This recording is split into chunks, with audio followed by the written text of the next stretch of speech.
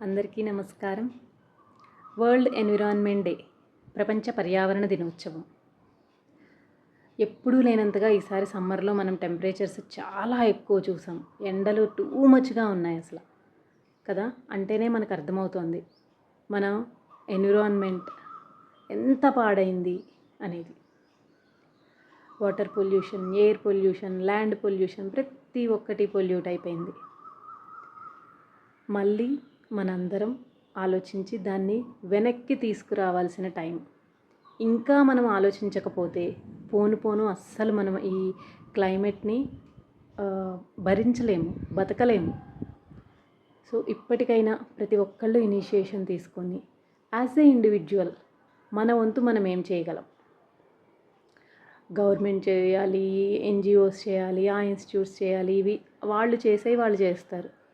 మన వరకు మనం ఏం చేయాలి అనేది ఆలోచించాలి. అన్నిటికన్నా ముందు మొక్కలు ఎక్కువ నాటాలి, మనకు తెలుసు కదా. టెర్రస్ గార్డెన్స్ ఇప్పుడు ఎక్కువగా వస్తున్నాయి. నిజంగా చాలా మంచి విషయం. టెర్రస్ మీద చక్కగా ఎవరికి ఆకుకూరలు వాళ్ళు, ఎవరి కూరగాయలు వాళ్ళు పండించుకుంటున్నారు. అలా కుదరని వాళ్ళు బాల్కనీలో మీకు ఎన్ని వీలైతే అన్ని కుండీలో పెరిగే మొక్కలే పెంచుకోండి, పెద్ద పెద్ద మొక్కలు కాకుండా. చక్కగా ఎక్కువ మా ఇంటి ముందు ఎక్కువ ప్లేస్ ఉంది, మట్టి ఉంది అంటే చక్కగా ఎన్ని మొక్కలు వీలైతే అన్ని మొక్కలు పెంచండి. బాల్కనీ చిన్నగా ఉంది, కుండీలో వేసుకోండి. లేదు అది కూడా కుదరదు, మాకు మార్నింగ్ వెళ్ళి ఈవినింగ్ ఎప్పుడో వస్తాము, వాటికి మళ్ళీ వాటర్ పోయడం ఇదంతా అవ్వదు అంటే వాటర్ ఎక్కువ అవసరం లేని మొక్కలు ఉంటాయి.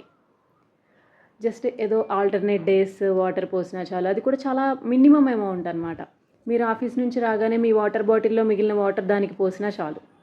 మీరు అన్నం తినేటప్పుడు గ్లాసులో మిగిలిన వాటర్ తాగాక మిగిలిన వాటర్ దానికి పోసినా చాలు. అలా చాలా తక్కువ అమౌంట్ ఆఫ్ వాటర్తో పెరిగే మొక్కలు ఉంటాయి. అలాంటివి ఎవరికి వీలైనంత వాళ్ళు ట్రై చేయాలి, పెంచాలి, మొక్కలు నాటాలి. డిఫారెస్టేషన్, అడవులు నరికేస్తున్నాము, పొలాల్ని ఆక్యుపై చేసి ఇల్లు కట్టేసుకుంటున్నాము, చెరువులు ఆక్యుపై చేసి ఇల్లు కట్టేసుకుంటున్నాము. మొక్కలు, నీళ్లు ఎక్కడా ఉండట్లేదు. వర్షం పడినప్పుడు ఆ వాటర్ని స్టోర్ చేసుకోవాలి. ఇంకుడు గుంతలు అంటున్నాం, ఏం చేయట్లేదు. మళ్ళీ అవి వర్షం పడినప్పుడు ఆ వాటర్ని స్టోర్ చేసుకోవాలి. అప్పుడు మాత్రమే. ఇప్పుడు రీసెంట్గా మనం బెంగళూరులో చూస్తున్నాము కంప్లీట్ వాటర్ షార్టేజ్. సో మనం ఆ స్థితికి రాకుండా ముందే జాగ్రత్త పడాలి. చుట్టూ ఉన్న environment clean and green, Swachh Bharat. మన వంతు మనం ఏం చేయగలం. మన ఇంటి పక్కన ఖాళీ ప్లేస్ ఉంది అంటే మనకి అదే డస్ట్బిన్ అనమాట. ఏది దొరికితే అది పక్కన పడేస్తాం, ఇంటి పక్కన ఖాళీ ప్లేస్ ఉంది కదా అని. ఇంట్లో డస్ట్బిన్లో పడేయం. ఫైనల్గా దానివల్ల వచ్చే నష్టం ఎవరికి? అక్కడ బొద్దింకలు, ఈగలు, చీమలు, దోమలు అన్నీ వచ్చి మళ్ళీ మన ఇంట్లోకే వస్తాయి. హెల్త్ పాడవుతుంది కదా. చక్కగా మీ ఇంట్లో చెత్త మీ డస్ట్బిన్లో పడేసి ఆ డస్ట్బిన్లో ఉన్న చెత్తని రోజు మున్సిపాలిటీ వాళ్ళు వస్తారు కదా, వాళ్ళకి వేయండి. ఎక్కడంటే అక్కడ పడేయకండి. అంతేకాకుండా బయటకి వెళ్ళినప్పుడు ట్రైన్లో కూడా ఏది తిన్నా పక్కన విండో ఉంది కదా అని విండోలోంచి విసిరేస్తారు. అలా కాదు. ఇప్పుడు ఉన్న ట్రైన్స్ అన్నిట్లో షింక్ కింద మీకు వాష్ బేసిన్ ఇస్తారు కదా, వాష్ బేసిన్ ఉంటుంది కదా డోర్ పక్కన, దాని కిందే డస్ట్బిన్ ఉంటుంది.